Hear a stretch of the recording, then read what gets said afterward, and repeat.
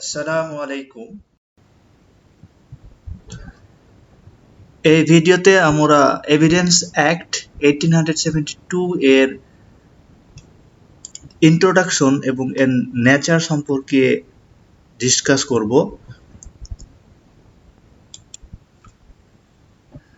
এই অ্যাক্টেরই সেকশন 1 এ বলা হয়েছে যে this act may be called the evidence act 1872, আর এটা কার্যকর হবে 1972 সালের 1 সেপ্টেম্বর থেকে।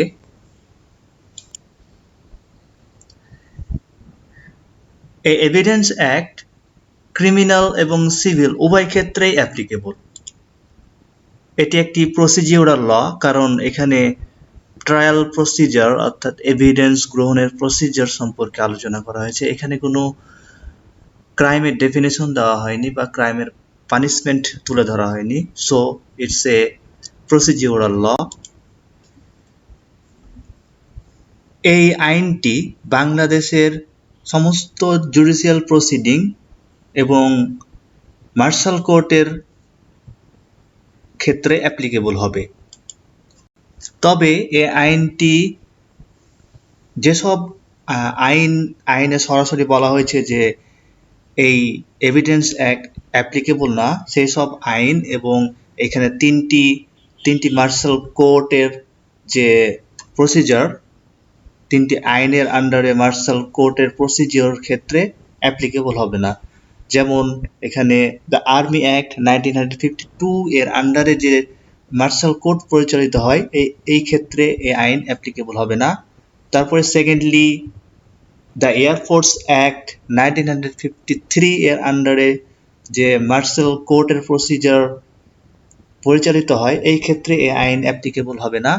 এবং থার্ডলি নেভাল ডিসিপ্লিন অর্ডিন্যান্স 1961 এর আন্ডারে যদি কোনো মার্শাল কোর্ট পরিচালিত হয়, এই ক্ষেত্রে এই আইন অ্যাপ্লিকেবল হবে না। ওকে, এছাড়াও এই আইনটি কোনো আদালত বা অফিসারের সামনে হলফনামার ক্ষেত্রে, হলফনামা অর্থাৎ এফিডেভিটের ক্ষেত্রে এবং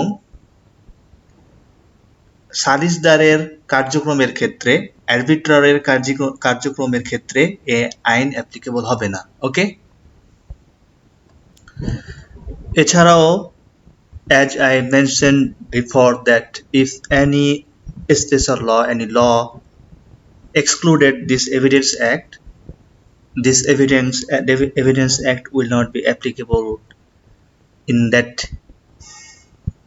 cases. যেমন এখানে এই দ্য ফ্যামিলি কোর্টস অর্ডিন্যান্স 1985 এর সেকশন 20 তে সরাসরি বলা হয়েছে যে the provision of evidence act 1872 shall not applicable to proceeding before the family court, অর্থাৎ ফ্যামিলি কোর্টের প্রসিজারের ক্ষেত্রে এই এভিডেন্স অ্যাক্ট অ্যাপ্লিকেবল হবে না। ওকে, এভাবে যদি আরো অন্য কোনো আইনে সরাসরি এক্সক্লুড করা হয় এভিডেন্স অ্যাক্টে, সেই ক্ষেত্রেও এই এভিডেন্স অ্যাক্ট অ্যাপ্লিকেবল হবে না। ওকে, thanks for watching. Please don't forget to subscribe. Thank you.